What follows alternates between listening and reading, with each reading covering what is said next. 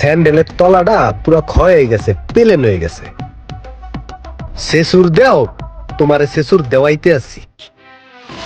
আরে মা মনে নেই কি করে, হাতে জোতা লয়ে বসেছে, আবার কোন আকাম বাজাইছে নি?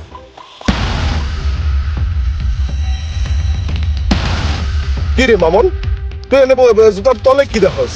রূপ দেখস নাকি জুতার?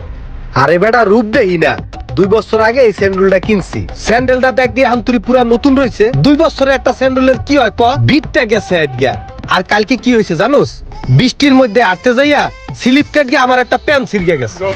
বেটা নতুন একটা প্যান্ট, মাত্র 7 বছর ধরিয়া পড়তে আছে। 7 বছরের একটা প্যান্টের কি হয় কদি? আর প্যান্টটা এখনো নতুন চকচক করে। এর লিগে স্যান্ডেলের বিট কাটতে আসি যাতে স্লিপার না করে। আর এই স্যান্ডেলটাও আরো ম্যাক্সিমাম 3-4 বছর পড়তে পারবে। হ্যাঁ, গাট কাটলে তুই আরো 2-3 বছর পর তারবি। মামন, তোর কি চাকাইনি দেখলে আমার শরীরটা কিন্তু জ্বলে। তোর কি টাকা পয়সা কোনো দিক দিয়ে কোনো কিছু কম আছে? তোর তো বেটা হিসাব নিকাশ করলে 200-500 কোটি টাকার কম হবো না। তারপরেও তুই কিপটামি করস, আমার চাইতে অনেক বেশি তোর টাকা। তারপরেও কি আমি কোনোভাবে খারাপ ভাবে চলি? আমার চাইতে 14 গুণ ভালো চলার কথা তোর। এই জায়গায় তুই চলো স্কাইস্টার মতন। দেখ, আমরা যেমন কামাই তেমন উড়াই, বিলাসিতা ভাবে চলি।